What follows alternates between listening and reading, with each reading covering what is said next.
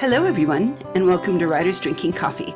This is a podcast where writers sit around, drink tasty beverages, and talk about writing, publishing, and the whole creative process. There will be rants and raves and opinions that may not agree but are lovingly delivered. We do not censor ourselves, so consider us PG-13. Today's gallery include Chaz Brenchley and me, Jeannie Warner. This is episode 171, interview with Tami Veldura. Welcome, Tami. Hello. We are so glad to have them here. They're an author of queer fiction, short stories. You have a lot of pen names too. We're so glad to have you to talk about all that you do and how that you do it for our people today. I'm delighted to be here. For instance, one can go out to your website, which is www.tamiveldura.com, and see you have three names right up the front. You have the author of queer fiction. You write as St. Lynn, which is, you call it uplifting, sweet, and tropey fantasy, which I think is fabulous, by the way. Anna Morgan, and I hear a rumor of a London keymaker. Tell us about why the different names, what they represent, how you chose them. Yeah, that's correct. So all of my pen names are split out in order to give my readers a clue about the content. So I started with Tami Veldura, and I realized when I started writing fairy tales that I wanted to split the name so that young adult readers wouldn't pick up my adult stuff by accident. And so that's where the St. Lynn name came from. And then my mother, who reads everything that I write, asked me if there was anything that was maybe not queer, but also still adult that she could share with her more conservative friends. And I was like, well, I have a pen name for that. And that's where Anna Morgan came from. That's adult fantasy, adult paranormal, but it's all straight romance all the way through. Okay. And then London Keymaker is where I focus all of my gay romance that's very spicy. So sometimes Amazon doesn't like how spicy we get. And so you can find London on Smashwords as well. Okay. I didn't realize that they had a censorship. When I discovered that Amazon, you could find tentacle porn if you searched on it, I presumed everything was out there and it was no holds barred. So how did you find out with Amazon there were holds barred? Well, I didn't come into writing romance from Amazon's perspective. I came in through fan fiction. And when you're exploring fan fiction, you eventually end up on Reddit. And from Reddit, I found all kinds of topics that apparently Amazon just doesn't want to host, which is fine. They can make the rules.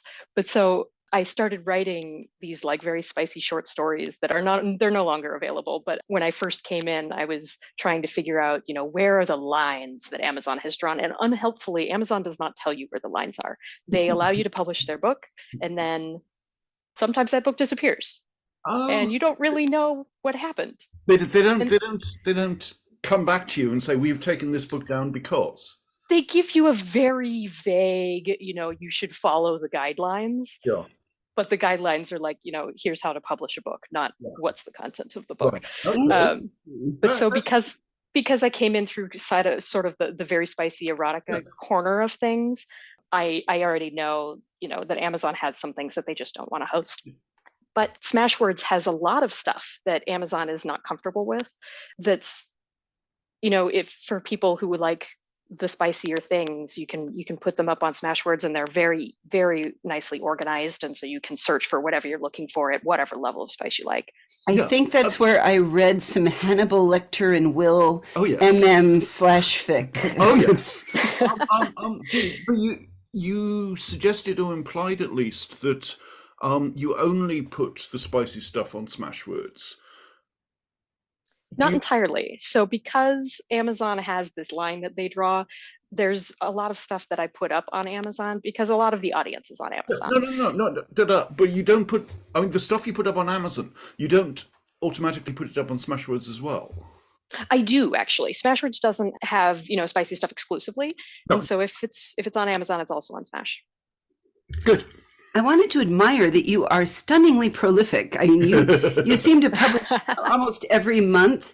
I enjoy that you're not just in spicy romance, although, that's the fun stuff to talk about, but you have science fiction, you have fantasy, you have... I do. Historical fantasy. It looked like a lot of beautiful things out there with queer characters and found families, which are I think it's very topical. It's hugely buzz at the moment, and I love it. Yeah. You're right that I've published every month for honestly a long time. The fifth of every month since the end of 2019. How? Exactly. Wait. No, that's Because COVID. How the hell have you managed to be this productive? so at the end of 2018, I went to a conference. Unfortunately, that conference no longer exists, but at the time it was the masterclass that Dean Wesley Smith and Oh yeah. Christine Catherine Rush put on in Vegas. And at that conference, Dean was telling everybody there, you know, I have this challenge. You pay him $600, which, that's a lot of money. And you are given a prompt every single week, and you have to write a short story defined by SIFWA, which is 2,000 to 15,000 words, and you turn it into him by the end of the week. And if you can do that every week for a year, he would give you a free lifetime access to the teachable courses that Dean and Chris have, which is just a wealth of information that would take me years to get through. Yeah, absolutely. There was somebody that said you should write a story every week because it wasn't possible to write 52 bad stories in a single year. I remember you know what? That sounds like something Dean would say, to be honest. But so I came home from that conference and I told my husband about it, and he's like, "I have $600," and I was like, "There's absolutely no way I'm doing this." And then he put down $600, and then I had to do it. Yes. So I wrote a short story every single week for a year, and not all of them were bad. Well, there you go. I mean, it's impossible. I do believe it's impossible to write 52 bad short stories. Some of them were quite bad, I will admit, but some of them were immediately published by small magazines. And so then at the end of 2019, I was like, I have all these stories. I need to start doing something with them. And that's when I started publishing every month. I'm going to feel bad, and I'm going to write it up in a second. He wrote his challenge was to get himself to write, so he wrote 52, and he collected the best ones near Stories I Told Myself. Patrick McLean, that's right. Sorry, Patrick. So I loved the fact that he did it, and I actually went out and bought the book because it was the idea of how do you kick yourself in the ass and make yourself do it. So I love that somebody kind of challenged you that way and said, right, you get your money back if you do that. That's genius. Yeah, and so he also has another course, a challenge course for people who aren't really into short stories, where you do a novel every 2 months. Ooh. And then if you're a publisher instead of a writer, you could also do the publishing challenge, which is where you publish a significant book every single month. And by significant book, he means a publication that's over 50,000 words. And so if that's a magazine, if that's an anthology, if that's a collection, fill in the blank here. And what's the reward if you fulfill the reward is one of the lifetime access. So that they have a Teachable account where they have just hours and hours of content, and so you get lifetime access to one of the columns of the Teachable course. Okay, but if you achieve that through the short story challenge, then there's no extra for doing the novel challenge as well. So he's got 3 different lifetime courses because they have so much teachable content, and so you can have access to the business track. You can have access to the craft track, and then there's another one that I've forgotten. And so I completed the challenge and I chose the craft track, and so now they put out a new course, and it's usually $500, and I get it for free. Yes. That is perfect. I love the way I hate the word monetized, but the way they have professionalized their practice. Yes. I don't think monetized is a dirty word. I love money. I'm very fond of money.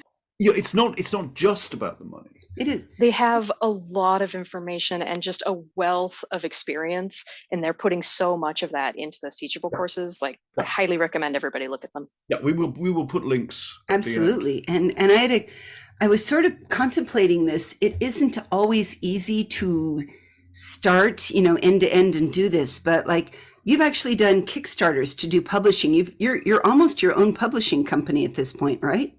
I am, and I've treated it like a business for a while, although Kickstarter is a new exploration this year. I grew up in a family that has like personal businesses. My mother ran her own business. And so when I was like 8 and I told her I wanted to paint faces for a living, she responded with giving me printed out business cards from, the computer that she made an hour later.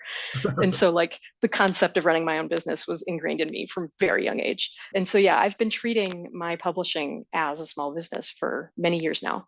Now, you have a line in there, Story Prism Studios. Is that the name of your publishing? That is the name of my publishing. When when you do taxes and you tell the business, or rather you tell the IRS that you're running a business, they ask you what the name of it is. And so the only place you'll really see Story Prism Studios is if you actually, obtain a printed book somewhere, or if you look up my tax history. It doesn't exist as an entity otherwise. That's fair. I mean, I think it's important to understand the tax laws, and you're the first person who's actually mentioned about taxes, and this is a real thing for writers of how it all works. So it is, and again, my mother was a tax professional, so it's something I'm very familiar with. My God, that'd be useful. Yes. Very useful. So how did you just completed a Kickstarter, your Make 100 paper and hardback queer fairy tales, which it's awesome.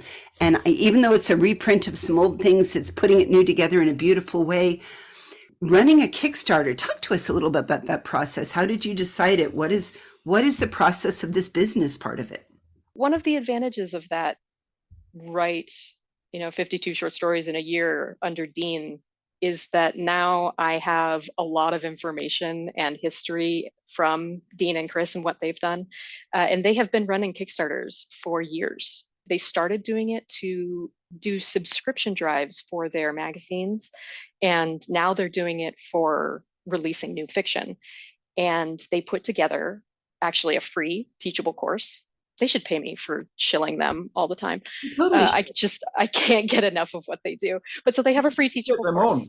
We'll reach out. Yeah. We'll find them. Give us their contact info. It's called Kickstarter 101. You don't have to purchase it. It's totally free. You go through it. There's several hours worth of content in that. And so combining that teachable course with actually Russell Nolte's Kickstarter 101 book, between the two of those, I had a really good base for how to run my first Kickstarter. And then Russell also has a Facebook group where you can hop in and ask questions, and he'll answer you directly if you have anything that you need help with.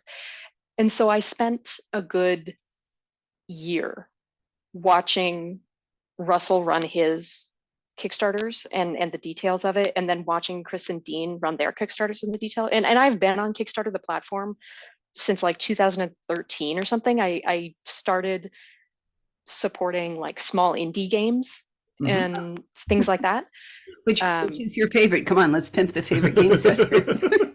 Oh my God, the favorite game, I don't even know. I supported a little tiny game that's not even out yet. I'll have to look up Raccoon Sky Pirates, plus I was involved with Double Critical, did our Adventures of Oz back there, and oh my God, if anybody wants to hear about the horror of fulfilling through Amazon and Kickstarter, I have a sad symphony I can tell people. Oh my God. So. Oh my gosh, it can get very, very complicated. And there's more than one Kickstarter that I've backed where, 3 years later, I'm still getting one update a year and I don't have the thing that I backed. And going in, they warn you a lot that it's not a pre-order system. It's an investment system. It is. Can I take a moment and pimp out there to say, okay, you're not really backing Hasbro, to use an online big adventure that just happened recently with OGL. You're sometimes backing groups that are people like Tami here, or organizations of 5 or 6 human beings that may all sit in their living rooms and they're trying to produce something for you. So try to be gentle, people. Yeah, a lot of your listeners have probably heard of Brandon Sanderson ran a Kickstarter and earned $43 million because he's just crazy. And my Kickstarter, I asked for $300. I got 3,000. We saw. Yeah. I made 2,000 and 3,000, 2,000. I don't even know. Oh my gosh, it was. I have an important question out of that. Yes, go ahead. Your covers are fucking beautiful, man. I mean, oh my gosh, I cannot take credit. My cover artist is just amazing. 3,000. You're correct. Of your cover artist there. I don't know if you can. Honestly, I don't even think she has a website. Her name is Jenna Fowler. And she is just worth her weight in gold twice over. She did Cinderella's cover when I released it back in 2016. That was the cover that she did, and like she somehow she has the ability to just reach inside my brain and pull out what is like supposed to be the essence of the story. Like I don't know how she does it. And so, obviously I had to go back to her for the second one and the third one. And I swear, the first couple of reviews I got on Cinderella, like so when you first release a book, the first couple of the reviews are really key because they tell people, what the book is about, what people really enjoyed. And the first couple of reviews I got on Cinderella were, "This cover is stunning." Like that doesn't help me about the book, but I know it is. So going back a little to the nasty money, you asked for $300 Yes. on Kickstarter, and you got 3,000. I did. But could you have done everything that you set out to do on 300? Because that doesn't seem like a lot of money at all. It's not a lot of money, and it's partly because I did a lot of research, so much research. Yeah. So yes, I could have done what I needed to do with just $300, which is why my ask was so low, because I didn't actually need the $3,000, although that is very helpful for what I'm planning on next. But you're a 2-income family. There are many authors out there that are a 1-income family that might absolutely need that extra. Absolutely, yeah. And so the only thing that I really needed the cash for was to get the shipping covered for these hardbacks and paperbacks for the people that wanted them. And so because putting together, so I went through a print on demand service that's actually based out in the UK, and it's called bookvault.app, app. And they can print a book, a very nice, lovely book, for like £3 or £4, and then ship it pretty much globally for $12 or less, unless it's going to like Guam. Guam was very expensive, but but most of the world, $12 or less. And so if I could get people to cover their own shipping, I could send a book almost anywhere. Yeah. We had a brief talk with, online, a previous episode, Emmy Nordstrom Higdon, who had so much to say on the topic of supply chains, because people have not realized that through all of this, how hard it is to get, where is the paper? Where are things being printed? Where are things going to be done? I mean, I guess it helps with the UK because they're closer to the Czech Republic, where apparently a printing industry has grown up. But oh man, it is more of a challenge than people think to get a Kickstarter just finished, and I've already run into 2 supply chain issues. Before it even finished, I got my package was held up in a strike for the shipping company. And it got delivered somewhere, and so I didn't have my proof copies to take pictures of to show people, and so my Kickstarter launched and I didn't have books to show anybody, and so thankfully they showed up before the Kickstarter finished. But then immediately after that, there was some kind of hack of like the UK delivery, like the Royal Mail delivery system got hacked or something. I don't know. Hopefully that's resolved before I need to order more books. I want to send this message out to you who have backed anything that involves paper right now in Kickstarter. So this is a message to you listeners. Right now, it is a great big old clusterfuck. Try to be gentle. Yeah. I mean, the only thing that we owe you Kickstarter people is to say, we owe you frequently, it is still fucked. I'm sorry, it's 2 weeks. It is still fucked. I'm sorry, it's a month later. I don't know when this is going to get fixed. I'm still fucked. And without saying fucked a lot, sorry, it's the wine. It's the wine. It's the wine. But it is harder. So try to be gentle and remember that the people on the other start of your Kickstarter are just trying to help you and be creative and make a living at it. So be gentle. It's totally out of my control. Like somebody hacked the Royal Mail. Like, really? What am I going to do about that? Yeah, absolutely. You will have gathered from my accent that I am not a native Californian. It's shocking. When I emigrated here, there were all kinds of complications about visas and stuff, which we need. Oh, I'm sure. So my things, the stuff I was shipping, my 115 boxes of books and 5 boxes of other stuff, which is not an exaggeration, that's actually the count. It languished in a warehouse in the UK for the better part of a year. And then we finally got things sorted out and they shipped it. and the ship had come all the way around everywhere and was heading for Los Angeles, and Los Angeles went on strike. Yes. And so rather than wait for people to settle the LA strike, the ship docked in Mexico instead. Oh, because And that's then useful. yes, Right. useful. So we had to figure out a way to get my stuff from Mexico Over another border. another border. Absolutely. That doesn't add any complication whatsoever. No, of not course. at all. All right. So, Tami, I couldn't help but notice when I go to your website, you have a large number of convened books, and you've talked a little bit about, yes, you've tried this 52, but you can't just say, right, I'm going to write a story every week. How do you plan out your books? Tell me a little bit about, we have, for instance, our friend Raymond Miller, who's a Scrivener fan. How do you plan a book? How do you plan a story? What is your mechanism for getting this at the speed and volume that is so beautiful? So I would love to show you a little bit behind the curtain, but for anybody who wants to like keep the majesty of like the writing is magic and art, they should just turn away now, because my process is very structured. I love structure myself. It helps me improve. So tell me about your structure. You I am mentioned in our also pre-talk when we were first chatting online about this, you mentioned the snowflake system. Tell us a story about snowflakes. I would love to. So I'm also a Scrivener fan. I love how detailed I can get into Scrivener and interlink things and basically create my own Wikipedia.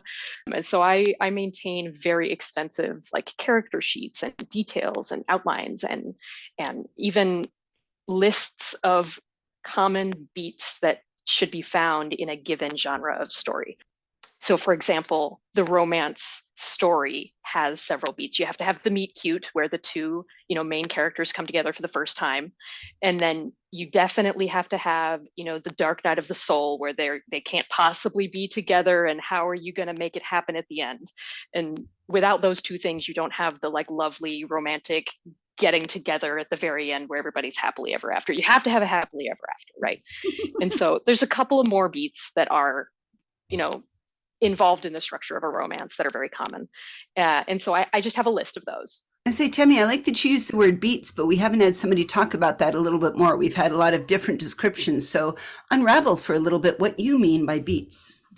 So I highly recommend any authors who haven't already go pick up the book, Save the Cat. So yeah, okay, Save the Cat writes a novel specifically. If you look up just Save the Cat, you're going to get the screenwriting version, which is very similar. But Save the Cat writes a novel is kind of a general overview of like the structure you're going to need to put together a book, and like the highs that you have and the lows that you need to contrast, and how you kind of bring things to a close. And so that's where I got the term genre beat. But it's also found in the more recent book, The Anatomy of Genre, which I still haven't read all the way through, but it's very, very good, and I highly recommend it. I have a hard question to ask you, Yes. though. It is a trope that I kept finding in because I read a lot of Zoe Chant because I adore Ellen Millian and C.E. Murphy and other people, Elva Birch, that all write for Zoe Chant is the same writer. But I get frustrated with other people outside in different romance genres that do the I'm just not worthy of love. And while I respect that as a neurodivergent person with brain weasels trope, I'd kind of like to have a few more of the confident women. Yeah, show me that you're this tall and can get on this ride and hold your own sort of thing. Of course I'm worthy to be loved. Show me that you're worthy of me, of my time. Well, it doesn't have a woman as the main character, but you may enjoy my novella, the Drag Queen Wedding, Ice Drag Queen Wedding. It's actually a prequel to my science fiction story, Queenships, which it's an enemies to lovers. And so both of the main characters are very arrogant about the fact that they don't need anybody. And yeah. So I mean, do you approach writing a book thinking, what tropes shall I use in this novel? Absolutely. I don't know really how to develop a character if I don't know what their conflict is going to be. And so the trope is really going to define the conflict for me. It's going to define both the internal conflict and the relationship between the two main characters, or three, or four. I'm fascinated by this because yeah, this is so contrary to my own method. I mean, He's a pantser. I'm a pantser. Oh man, I can't do it. I write myself into a corner. Yeah, I've written 50 plus novels over 50 plus years, and never once have I sat down to think about tropes or beats or any of this. I just write the book. And yeah, other people's, these I kind of envy, in a way, this organizational approach. You wouldn't if you could see my outline. There's so much involved in the outline. You'd just be like, nope, that's not happening. No, I gotta say this would be, I mean, I read Rachel Aaron's book, 2000 to 10,000, Writing Better of More of What You Love. And Rachel recommended the outline. Yeah. And there's part of it as I hit the end of it and do 1,001 query letters of, I've now written a synopsis of my book in 1 sentence, 10 sentences, 5 sentences, 3 pages, whatever it is. Oh man, that's a lot of work. I don't necessarily do that. It seems, well, you're not submitting, you're publishing. Yeah, but it Correct. seems like your methodology would make some of that easier because you've kind of already written the outline of what's going to happen in each chapter. So that's not so hard to come up with a synopsis of the book at the end, right? So that's quite true, actually. And so the book that I'm writing right now, the novella that has turned itself into a novel despite my best efforts, is a romance first, but it's also like a science fiction action adventure story. And so there's a certain set of beats that I need to hit for the romance. You know, I need to have the meet cute. I need to have all of the like falling in love process, right? And so I have a list of those. But then an action adventure story has a bad guy and he probably has henchmen and we need to confront the bad guy and lose, but then we need to confront the bad guy and win. And so there's a couple of beats for the adventure story. And what I did was I mashed those two lists together, and that gave me about 10, maybe 13 scenes just defined by the beats alone. At this point, I don't have characters. I don't have a plot even. I don't have anything, but I know what needs to happen in every scene. Chaz is melting into a little puddle and rocking. See, I told you. And so I write all these beats out, right? My 13 or so ideas, I have them on bullet points. Like at this point, that's all it's looking like. And then I start deciding, you know, okay, so this book that I'm writing right now, it's an alien romance. And so I need to figure out what my aliens look like. And I need to figure out, you know, the situation where they're going to run into humans to fall in love. And so that's where all of my tropes come in. Alien romance is a trope on its own. And I decided there was no like discovery involved here. I just decided that I was going to write a military group, like a squad of military men in the army, and so each of them was going to fall for a different alien over the course of the book, and then or rather over the course of the series. And I was like, okay, wait, that means I have a series. Yeah. And how many books are going to be in the series? And then again, like this wasn't, you know, the spirit of the story rising in me or anything. I looked at my bookshelf and I saw that there was an array of books that were in rainbow order, and I counted the colors of the rainbow. I added black and white to the end, and I said 9. We're going to have 9 books. Each alien is going to be a different color because I said so, and the last one should be black. He's going to be the leader because you can't do the leader at the front of the series. So like this is all very like clinical decision making, you know. And that's how I ended up with a 9-book series that I'm now writing, just because there's 9 colors. If you go from our Roy G. Biv with Wait white, a second. No. This is very militaristic. I'm a child of things. I can say a squad, usually they say has 3 to 4 plus a leader. So they say 4 to 5. So that's a squad. A platoon is 2 squads. You basically just wrote platoon in a slightly less, Vietnamese way. No, yeah, exactly. So I basically, I have 8 people. I have the squad leader, that makes 9. And so everybody's gonna, and then I was like, but we need some drama, right? And so actually I put on a 10th alien, and I had him die in like the second scene of the first book. And I was like, now we have a reason that the aliens are crash landing on Earth. It's because everybody's gonna die. And so like fall in love or die is like my favorite trope. Like just oh my God! Wait, did you see The Lobster? I have not. No. Oh, you must. It is. See, I took a friend to see The Lobster, and it was supposed to be kind of like they said a dark rom-com. I'm not quite sure where they got off calling it a comedy. It's like this is a dystopian world. This is a 2015 film. Yeah. Yeah. Yeah. I mean, I it just has all found the it on best actors Wikipedia. in it, as but the question is, when you go in there, it's like okay, you don't have a partner. Clearly, you're not a responsible citizen if you're not in a partnership. Oh no. This is your last chance, and if you don't fall in love in our little camp here, we're going to turn you into a lobster. What kind of lobster? I mean, I'm sorry, we're going to turn you into an animal. What kind of animal do you want to be? And the man picks lobster, and so it's about the lobster, and it is. Yeah, okay, I'm on the Wikipedia. You're all obliged to find a romantic partner in 45 days or else be transformed into animals. Yeah, no, this is exactly my kind of story. Like, you must fall in love or you'll die. Like, that those are the only two options. Like, just my favorite We trope. walked out of there, and my friend Trish looked at me and said, "What did you just have me watch?" I don't blame her. I do not blame her. And but it was a little bit. I'm like, we went and had a glass of wine because it was a sort of movie that demands a glass of wine after that. Absolutely. I said, okay, I pieced it out. By the fact that it has narration, this isn't spoilers, by the fact that it has narration and certain verbal cues, you have to infer that it all works out okay. You just don't get to see the happy ending. Which means it's not a romance, because remember, happy ending is required. Infer a happy ending, and that's so it's European. I can't say anything more. Oh gosh, that's so funny. I'm gonna have to look this up and find a copy. It's got Colin Farrell in it. What are you working on now? So I'm working on my aliens must fall in love or die, right? They have too much magic and it's going to consume them in fire. And if they don't find their soulmate, which is obviously one of the army guys that they crash land and meet on Earth, then they're going to go up in flames and die. And so of course they have to fall in love while fighting off the demons from the void, which is the action adventure plot. So you publish every month. I do. How much do you actually write in a month?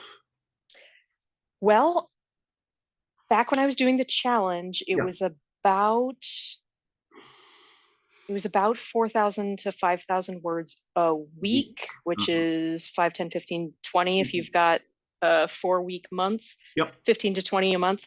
I have tapered down since then, and I'm currently maintaining the monthly publication by virtue of just having so much material in advance. Right. Yeah. And then some of those stories that went off to be published in like in magazines and anthologies and things, they had exclusivity periods for anywhere from 3 to 6 months. And so once that was released, I'm able to then publish the work on my own.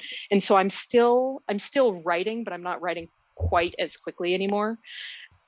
I suspect. I was going to ask what tools you use to find where to submit. Do you use a duotrope, or which of the services do you use? Oh, so I like duotrope, but honestly, at this point, most of the requests come to me directly. I'm in a couple of different professional groups where the level of professional is a bunch of authors, but also a bunch of editors who run their own magazines. And so occasionally the editors will pop into the professional group and post, I'm looking for here's the request, here's the deadline, here's the length of time. And so currently there's one of my favorite editors who has, I believe, posted this publicly. Let me go look.